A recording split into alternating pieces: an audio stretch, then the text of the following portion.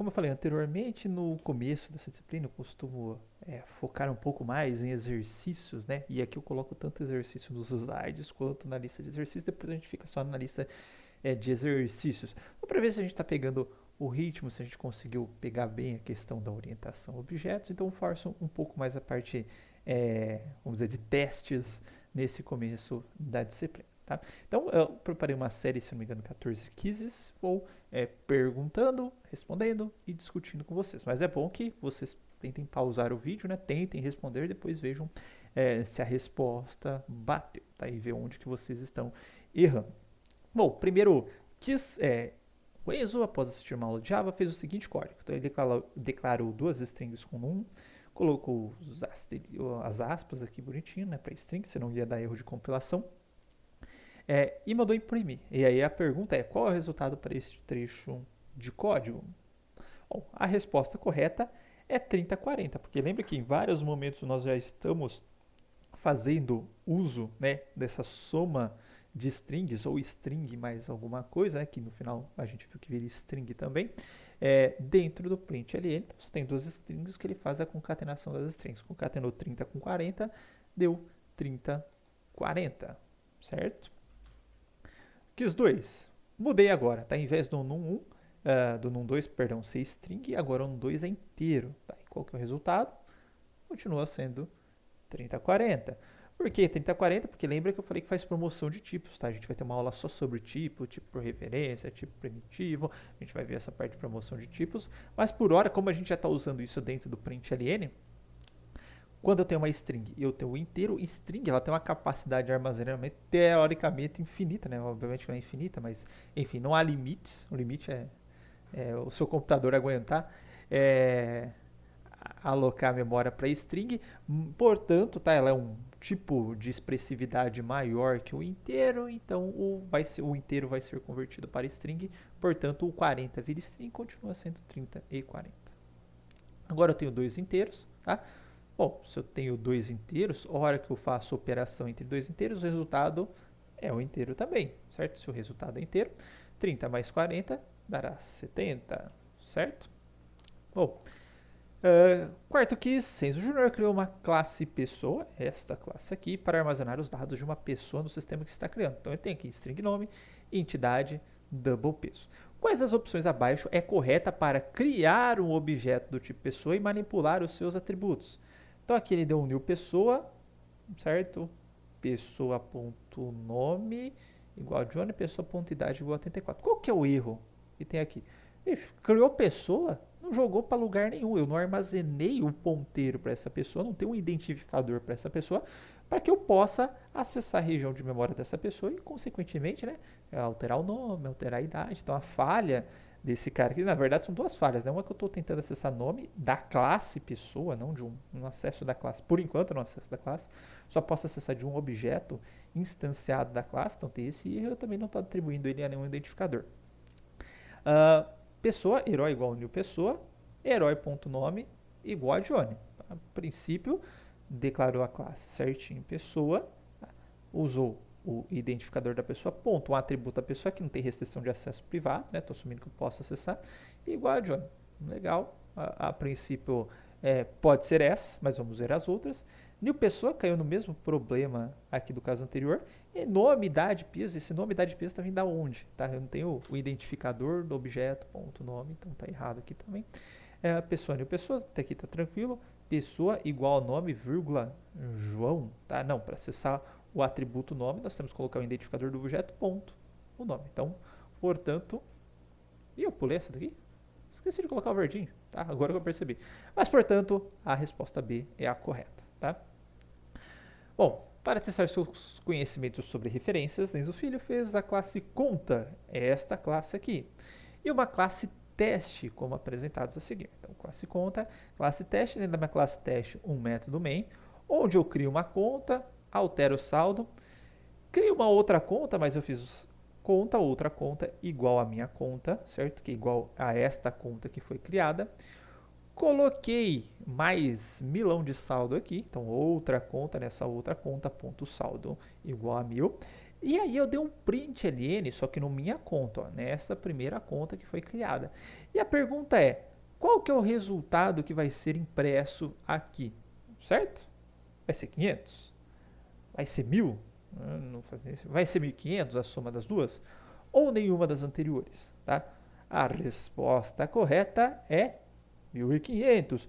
Por que é 1500 aqui? Ó? Porque hora que eu fiz outra conta aqui, que eu criei a minha outra conta, na verdade, eu fiz uma atribuição da minha conta. Isso daqui não retorna um endereço, tá? A hora que eu faço o minha conta não é um endereço de memória, não é um ponteiro, tá? Para esta conta que foi criada aqui. Portanto, no momento que eu faço essa atribuição aqui, falou outra conta, você vai ser igual à minha conta. Ou seja, se isso daqui é um ponteiro, você vai apontar para o mesmo ponteiro, não, né? Isso é um endereço de memória. Você vai apontar para o mesmo endereço de memória da minha conta, certo? Isso daqui retorna o endereço de memória, outra conta vai apontar para o mesmo endereço de memória. Como tanto minha conta quanto outra conta apontam para o mesmo endereço de memória, hora que eu altero a outra conta, eu também estou alterando a região apontada pela minha conta, certo? Portanto, eu estou alterando a minha conta. Ok? Então, lembra dessa questão desse carinha aqui, né? Retornar o endereço de memória. Inclusive, lembra que a gente fez até a comparação de objetos, né? Que dava diferente, porque eu tenho diferentes regiões de memória, enfim. O que é correto afirmar sobre os métodos? O método define o comportamento ou maneira de se fazer algo. Parece justo, né? Como subir a temperatura, diminuir a temperatura, enfim, a maneira como dentro do método é que eu defino como que essa ação vai ser executada. O método não precisa definir uma saída. Se não tiver um valor de retorno, basta escrever apenas o nome do método. Não, a gente viu que todo método, com exceção do método construtor, precisa de um tipo de retorno. Então, a B não é verdadeira. É possível que o método não tenha nenhum parâmetro? Sim, por exemplo, a hora que a gente tem lá o getNome, por exemplo, não tenho nenhum parâmetro no método. Já no set eu tenho parâmetro, mas eu posso ter método sem parâmetro. Portanto, a ser verdadeira também. Por convenção, o nome de um método no mundo Java deve começar com letras minúsculas. Sim, né? E das palavras subsequentes com letra maiúscula, mas começa com letra minúscula. Portanto, A, C e D são verdadeiras. Assumindo que cada método está dentro de uma classe, ou seja, se void deposita, void deposita, void deposita, void deposita, tá? Quais declarações abaixo são válidas? Tá? Void deposita, tem o nome do método, double valor, conta origem, tá? Parece ser válido. Será que tem alguma coisa de errado com esse cara aqui? Vamos pensar. Esse carinha aqui, ó, deposita, double valor, tudo bonitinho. Parece que está ok, mas será que tem alguma coisa de errado? Void, deposita, double valor, conta origem, abriu o bloco aqui do método, legal. Void, deposita, double valor, ponto e vírgula, conta origem e depois abriu as chaves. E aí? Será que tem um? Será que tem mais de um certo? Vamos ver, nesse caso nós temos apenas o C correto. Porque o que falhou nesse cara? Esse cara foi bem, né? Eu tenho o tipo de retorno. Lembrando que o modificador de acesso não é obrigatório, porque senão vem o modificador de acesso padrão. Declarou o método, separou os argumentos por vírgula, coisa que eu não tenho nesse cara aqui, tá? Mas não tinha um bloco do código, tá? Ficou só um método vazio aqui, certo? Mais para frente, quando a gente for ver interface, classe abstrata, eu vou poder fazer isso daqui. Mas nesse momento eu não posso, eu não vou entrar nesse mérito do porquê que eu faria isso daqui, porque vocês tentaram fazer agora vai dar erro, tá? Então a resposta correta dentre essas opções que nós vimos até este momento é a C. Esse daqui errou porque não teve o tipo de retorno. E como não é nome de classe, né? Porque se fala, pode ser o construtor. Não, se fosse construtor eu estava começando com letra maiúscula, tá? Oitavo quiz, Enzo Neto criou uma classe conta e está com dúvida a respeito do uso da palavra-chave this. Tá? E aí eu coloquei uma série de 1, 2, 3, 4, 5, esses brackets aqui, os colchetes aqui, são pontos onde você pode colocar a palavra-chave this. Aí eu pergunto para vocês em quais desses lugares o this pode ser utilizado. Então pare para pensar um momento. Vamos lá. Aqui na declaração dos atributos, eu em algum momento usei o this? Não, porque é onde eu estou declarando os atributos da classe. Obviamente que esses caras aqui eles já vão pertencer à minha classe. Não precisa do this, até porque o this vai se referir a algo que está declarado. Nesse momento eu estou declarando. Então, não. Aqui, this, não faz nem muito sentido esse 2 aqui, mas enfim, this espaço, double valor, alguma coisa, pode ser até o ponto, né? This espaço ponto double, this ponto espaço double, enfim, o que vocês quiserem. Faz sentido aqui o cara receber um argumento para o método, mas que é um valor que já existe na classe. O valor já existe na classe, não precisa receber ele como parâmetro, tá? Então, já não faz sentido no 2 também.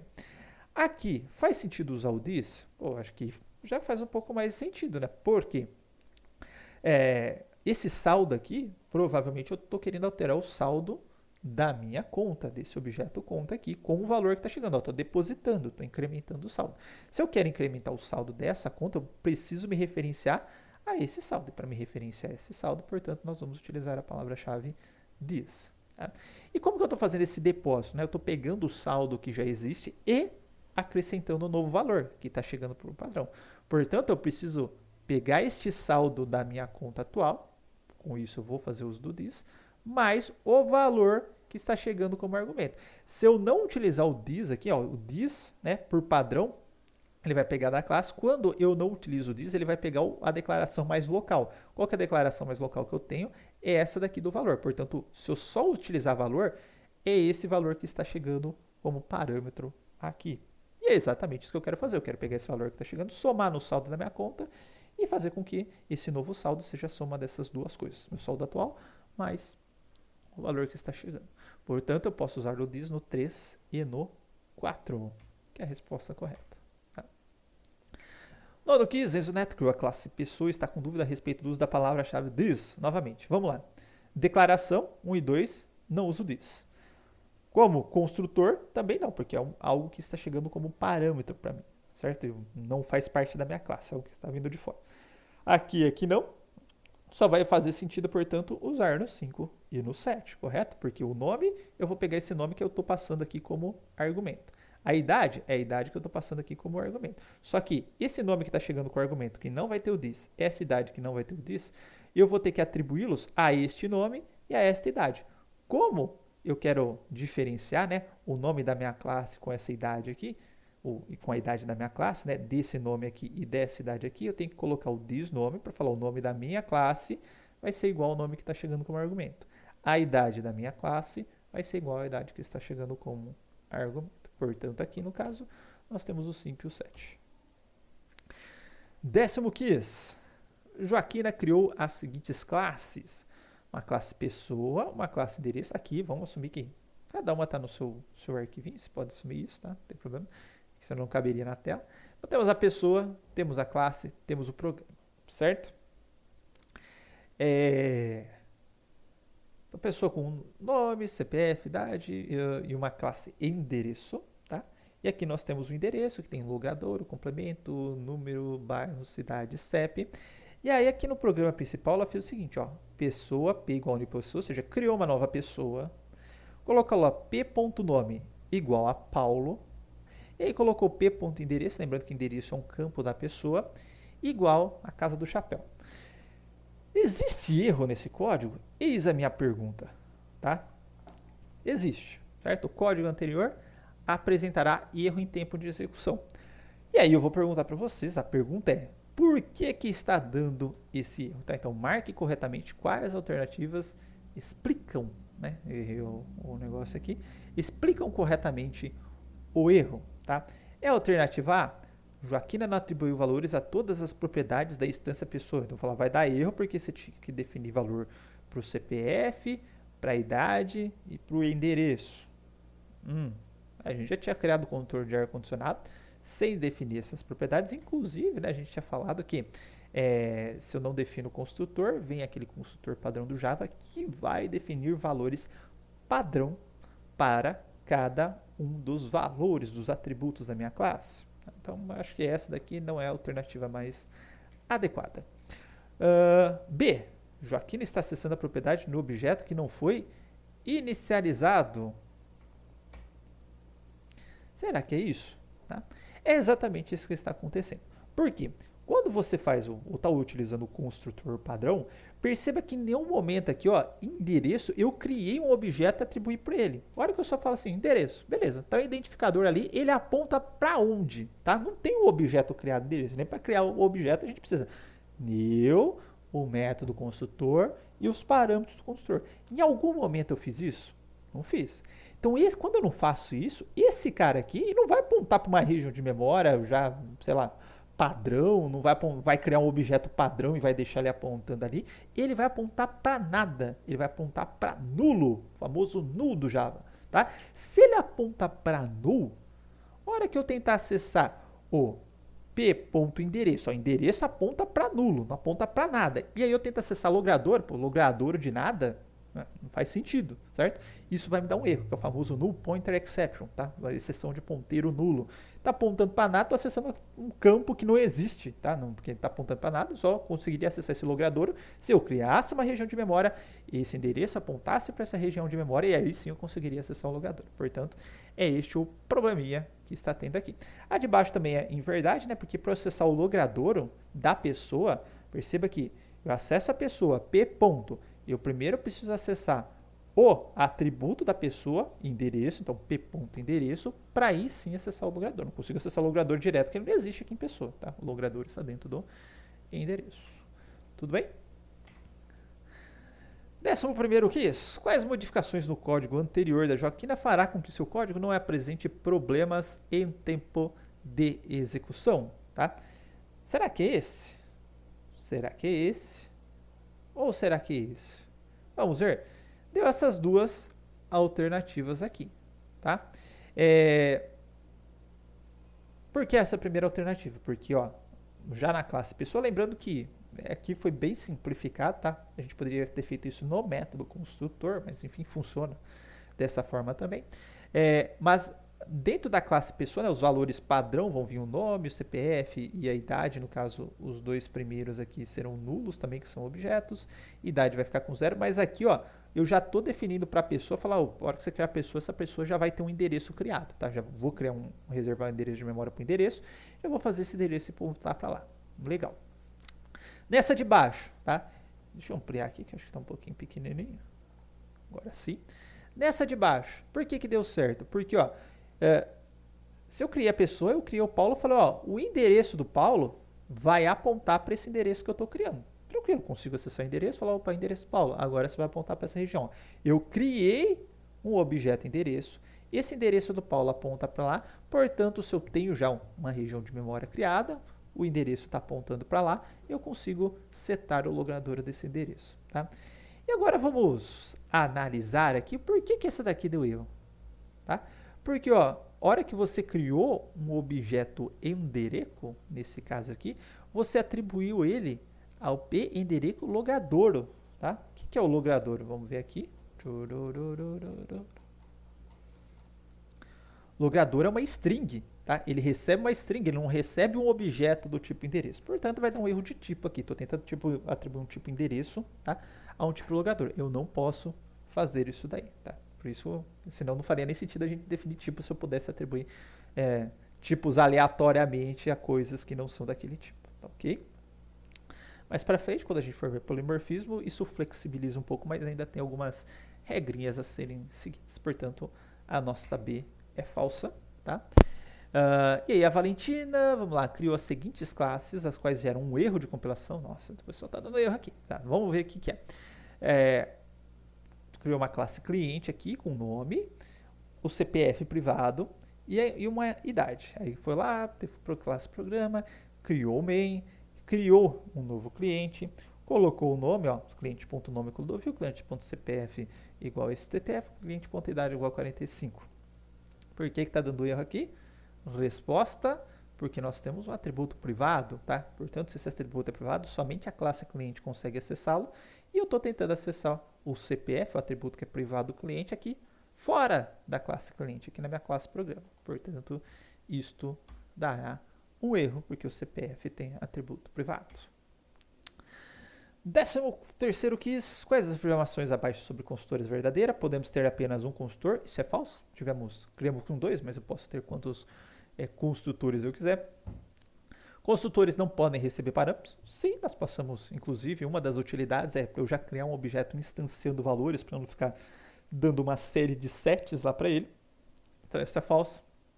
Construtores são utilizados para inicialização dos atributos. Legal. Eu diria que é uma das principais utilidades dos construtores. Consultores não têm utilidade real, podemos deixar os atributos públicos e defini-los manualmente. Vixe, Maria, a gente falou que a tendência, inclusive, é deixar eles privados, tá? E definimos internamente ou por meio dos métodos, sem essa definição, o usuário definindo eles. Portanto, consultores são utilizados para a inicialização dos atributos. 14º, o que há de errado com o código abaixo? Então temos aqui public class aluno, tá? Private matrícula disciplina, então disciplina tipo matrícula aqui. E aí tá fazendo assim, aluno, tá? Disciplina, dis, matrícula igual a disciplina, certo? Então essa matrícula é igual a disciplina, tá? O que está de errado com o código abaixo? Nossa, tem muitos erros, tá? O que está de errado? Uma coisa que está de errado aqui é o disciplina, tá? Eu tenho um objeto do tipo disciplina sendo atribuído a um objeto do tipo matrícula, tá? A gente tem esse problema de tipagem. Eu não fiz isso na aula, mas não tem problema não. A gente faz algo bem rapidinho aqui só para vocês verem. Eu não posso, por exemplo, opa, eu tenho um teclado aqui que é scanner, recebe um objeto pessoa para mim. Não faz o mínimo de sentido, tá? Se eu estou criando um objeto pessoa, tem que atribuir ele a um identificador de pessoa, certo? Tudo aqui não pode. Então esse já seria um dos problemas do código. O outro que eu nem tenho dismatrícula, eu tenho disciplina. Então esse dismatrícula nem existe no meu código. Tá? Então eu tenho alguns problemas aí, tá? Mas das que estão listadas aqui, está sendo feita uma atribuição envolvendo objetos de tipos diferentes. Bom, por fim, chegamos no nosso projeto banco, tá? Que é onde nós vamos implementando os conceitos que nós vamos aprendendo a cada aula, mas eu vou deixar isso para o próximo vídeo, um vídeo à parte. Então, até lá.